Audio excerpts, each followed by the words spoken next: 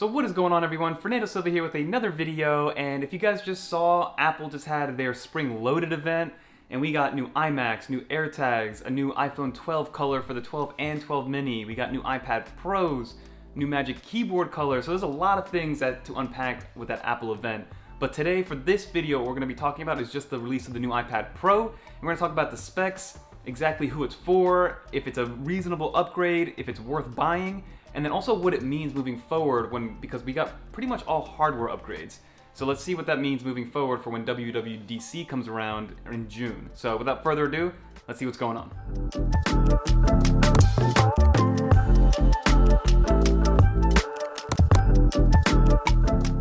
So if you guys just want to know my overall thoughts, I'll let you guys know right now. I was a bit underwhelmed with the iPad Pro that was released, and I'll get into why, but if you guys just wanted to know my initial reaction, I'm a bit underwhelmed on the iPad Pro and the offering that you're getting for the price, right? So overall, with new iPad Pros, the form factor is identical, right? Nothing has changed, so all of the same iPad Pro 2018 and 2020 products, accessories, things like that, it'll all work with this new 2021 iPad Pro. And they did release an 11-inch and a 12.9 inch. The 11-inch is staying at that same $799 price point at the entry level, and then the new 12.9 inch is actually going to $1099 for the entry level instead of the $999 price point. Now, I don't know exactly what the specs are. If we're getting a little bit more storage at that base level, I'm gonna have to find that out a little bit more, but those are the initial baseline price points. So I don't think you're gonna be getting 64 gigs anymore, hopefully 128 or 256, but let's see what Apple does with those storages and price points.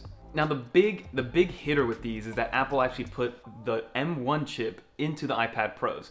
They didn't reform it and name it the A14X or anything like that. They didn't name it the M1X. They literally grabbed the same SoC from the MacBook Air that you see back here and threw it into the iPad, which I think is wonderful. And I think that's the one positive that I got out of this entire keynote, or this entire presentation, for the iPad Pros themselves. Because all the other stuff was, I don't know, it wasn't that game-changing. It wasn't that amazing. Yes, they are bringing the new mini LED display to the iPad Pros, but again, for my use case, it's nothing crazy. That's more so for people that want the most accurate colors and color gamut and making sure that they have the correct color reproduction that they want. But for an average person, an amateur video creator, an average YouTuber, I'm not gonna see a great return on my investment with a mini LED display. Now, I haven't seen one in person, and I could be totally wrong, but when I look at the OLED displays on the new iPhones versus the 2018 iPad Pro display, I can't really see a big difference unless I hold them side to side, and then the iPad Pro display is already 120 Hz, so it just feels smoother and faster than the OLED display on the iPhones. So along with those two hardware changes, they also made another change to the input of that USB-C port. So for the 2020 and the 2018 iPad Pro and even the iPad Air 4, we have a USB-C output or input port right down there for data transfer, for charging, for external display support and things like that. But what they did was they actually changed it to a Thunderbolt port finally. So Thunderbolt just allows for faster transfer speeds, allows for better external display support. So now the Pro Display XDR is supported by your iPad Pro. So your $800 iPad Pro can now run on your $6,000 display if that is your situation. But what I do like about this feature is because a lot of people aren't going to see an immediate return on that change. Maybe they'll see an immediate return on the data transfer speeds. Faster data transfers is always a good thing. But I think what this is doing is Apple's bringing the M1 chip to the iPad Pro. They're bringing Thunderbolt, which is great for video processing and video out. So what I think is that when WWDC comes around and iPadOS 15 comes around, I think these new M1 iPads will get some sort of iPad-specific secondary display support. I don't think it's going to come down to the 2020 and 2018 iPads because I just don't think the hardware is there. But I think what Apple's doing is they're building up the hardware on the iPad Pros to be ready for the software that they're going to drop on it come June for the beta program. So, I mean, that's a big speculation on my end, but I do think that that is the direction that they're going with these new hardware updates. Because again, from a function standpoint, for most people, for the 99th percentile or the 99% of people that use iPad Pros, you're probably not going to see a big difference. You might see some quick speed differences, but if you're going from a 2020 to a 2021, you're not going to see a big difference, or even a 2018 to a 2021. But I mean, that remains to be seen, and I'm definitely going to be getting the new one to at least test out. A couple other things that they added to the iPad Pro, which shouldn't be forgotten about, is they did add 5G to the new iPad Pros. So if you are out and about a lot, if you're in a major city that does have a consistent, strong 5G connection, that'll be pretty beneficial to most people that are on the go, especially because the iPad is an on-the-go mobile computing device. So I love the examples that they use. People in New York City taking the ferry to and from the island, taking a meeting on there. So those are all definite use cases that could happen. and 5G coming to iPad Pro is just a natural progression of what's happening in the world. So should you get the new iPad Pro just for 5G?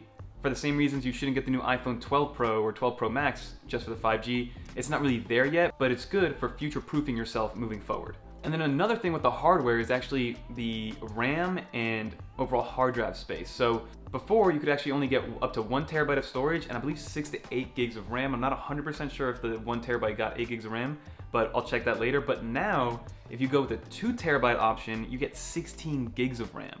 So 16 gigs of RAM with the M1 chip, 2 terabytes of solid state storage, that's your computer. That is a $2,000 computer with a Magic Keyboard and Apple Pencil, right? So that is what you're asking people to buy. So it better have a software experience that combines well with all that hardware, and I'm hoping iPadOS 15 is that new software experience. And then lastly, Apple did kind of talk about the new cameras on the iPad Pro. I don't think they're actually new. I think they're just the same ones from the old iPad Pro. They just kind of changed the software in the back end to make it a little bit better. But I'm not taking pictures with the back of my iPad ever. Unless it's a scanned document, I'm not taking a picture of someone or a landscape or anything else. So for me, that use case doesn't matter. What I did like was that new center stage feature on the selfie camera or the Face ID camera, where it kind of like zooms in or gives you a wide angle view, and then the camera follows you around as you're doing stuff in video chatting or video conferencing, and it recognizes when other people come to the image, so it'll kind of zoom back out and bring everybody into the image. So that was a cool software feature, which I do think would be useful for a lot of people, especially in that use case where you're in the kitchen, moving around a lot, but still have to communicate with somebody else.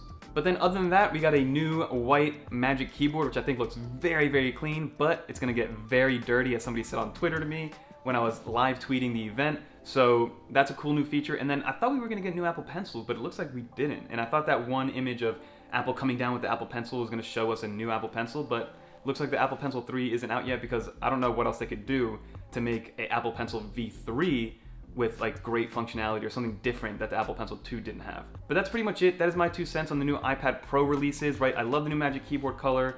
The mini LED is nice, but again, I think these are all hardware upgrades that we're not gonna see the fruits of the labor until iPadOS 15 comes out and shows us something game-changing, right? Because I did not see anything that was game-changing aside from the M1 chip being put into the iPad Pro. But again, we're not gonna see it as users until the software experience picks up along with that hardware. But that's just my 2 cents, like I said. Let me know in the comments below. Are you guys gonna upgrade from your current iPad setup? What iPad do you currently have? Is it worth it to go from a 2020 to a brand new 2021? I don't really know unless you really need some of those features. But leave some stuff in the comments down below. I'll be in there for about an hour kind of talking with you guys and kind of deliberating on what's going on in the iPad world. But that's gonna do it for this video. Don't forget to like, comment, subscribe. Until next time, please. Come on, Apple. Give me something better with the iPad. Give me a wow factor.